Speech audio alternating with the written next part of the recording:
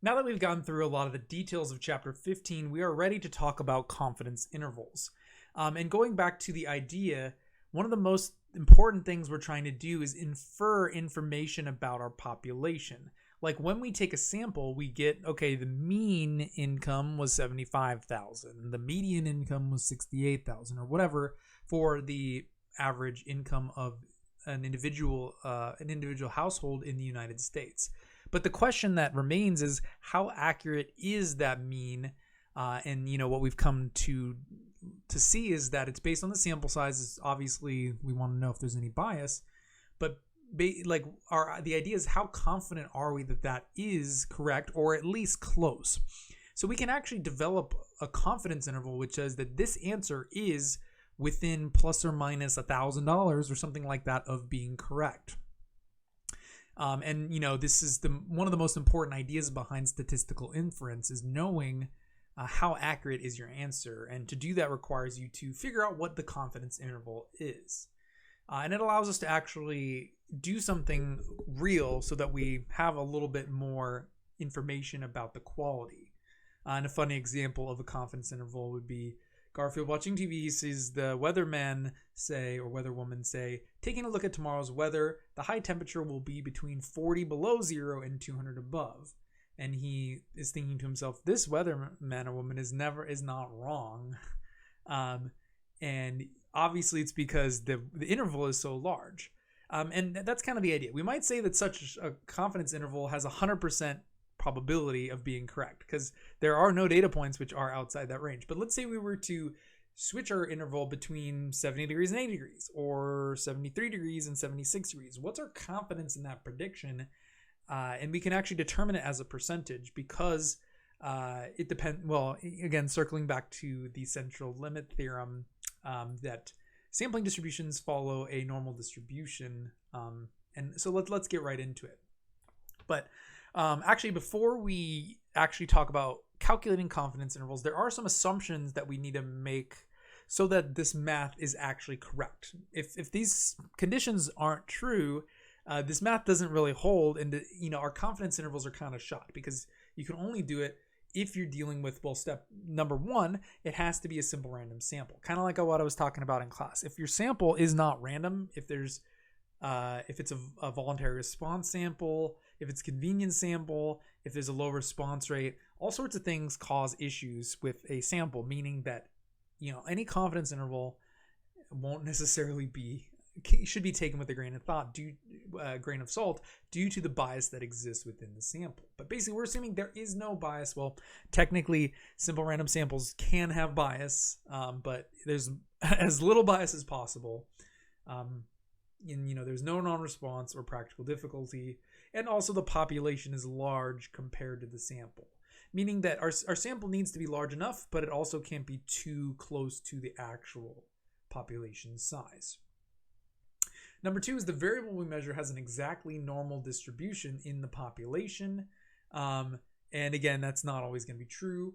And step three, we don't know the sample mean, but we do know the standard deviation. So the issue here is that obviously the point of taking the sample is trying to determine the average, or one thing we would want to do is statistics. But assuming that we actually already know the starting standard deviation is very uncommon, because how would you know what the standard deviation of a population would be unless you studied it? So one question is how do we come up with such a thing? But sometimes you can use the approximated, like a previous year's estimation or previous data that you have an idea of what the standard deviation would be as a basis. But in summary, a lot of these things are unrealistic, and we just kind of accept them because otherwise we have no way of analyzing them. So we do the best with what we have is kind of the best way I can say. And actually a few chapters later, which we're not going to cover all of in this course, get at a little bit more of how you can counteract this if you don't actually have such nice assumptions. So let's look at an example. So let's say that you have surveyed 400 Australians and 400 Americans who identify as gamers to find their gaming habits. And again, we're going to assume we found a simple random survey of these people, and that, all of those assumptions, we're always going to make those in the case of this chapter. And so what you got is when you took those samples of 400 of each group, you found that both had roughly the same mean value for their population. Both spent about 35 hours a week gaming on average, which is a lot. And we're just going to pretend this makes sense. So basically, let's also assume that we know the standard deviation of those populations, which again, the question is how would we know that? But let's assume that the Americans have a standard deviation of 11 hours and the Australians have a standard deviation of 5 hours. And we can often use our sample standard deviation as a basis for this calculation. But again, that would be inference that we shouldn't necessarily make due to the randomness of our sample. And also we'll assume that these populations, this is not, 400 is that large when compared to the original populations of gamers. But again, we're going to assume all of those things. And we'll assume it's taken from a normal population. But basically, kind of circling back to what are we trying to do? Well, both populations have a sample mean of x bar is equal to 35. The standard deviation of those sampling distributions, like in the graph to the right, we can kind of imagine, well, the Americans had a larger standard deviation, which means the data is more spread out, whereas the Australians had a tighter, means more of the data was packed closer and closer together. And in a sampling distribution, our distribution of 400 of each type of gamers, those would have new standard deviations based on the sample size. So dividing 11 by the square root of 400 would give us approximately 0.55, and dividing 5 by the square root, 5 by 20 is actually exactly 0.25. So basically we get these new standard deviations which describe the spread of our sampling distribution. Now again, we've only taken one sample, but we know the sampling distributions. If we took lots and lots of samples, they would have this sort of standard deviation to them. So since we know that sampling distributions follow a normal distribution, we also know that by the 68, 95, 99.7 rule, we know that within one or two standard deviations that 68% or 95% or 99.7% fall within 1, 2, and 3 standard deviations respectively. But based on the standard deviation of our sampling distribution, let's say we wanted to know how many sampling distributions fall within 2 standard deviations of the mean. We could actually do that since it is normally distributed. So let's go ahead and do that. So like for Americans, the standard deviation was 0.55. So twice that would be 2 times that would be 1.1. And then twice the standard deviation for Australians would be 0.5. And then let's say we wanted to know 95% of our sample means, how much will they fall within this range. We could do that because we know the sample means for both populations came out being the same, 35.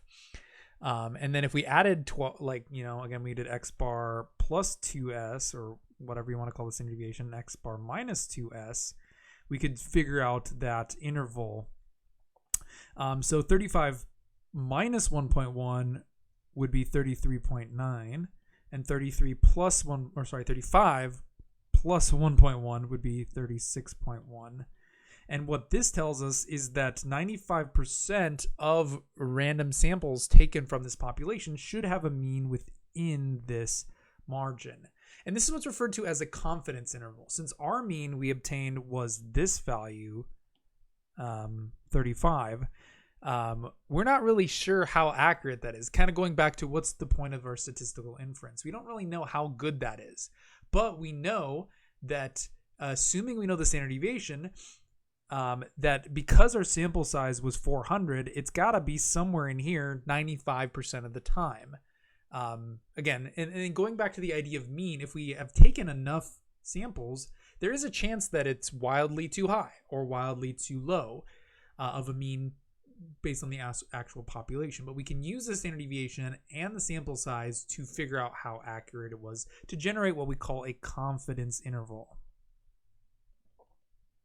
And the confidence intervals can have different levels. We'd say this is a 95% confidence interval. Usually we try to do fairly high percentages because it's like basically what we're saying is 95% of the time the mean should be in this range. Now there's a chance it's not, 5% chance it's not in this range, but it gives us a pretty strong sense of confidence. And you could develop confidence levels of different values. Let's say we wanted to know a 99.7% confidence interval, we just adjust to using thrice the standard deviation instead of twice. And, say we wanted to figure out a confidence interval for Australians, they had a lower standard deviation, so the confidence interval will be smaller. So for them, the mean was also 35, but if we add 35, 35.5, and subtract 35.5, 34.5, we're 95% confident that their mean is somewhere in this range. It's a little bit smaller because we know the data was more compacted based on the sample size.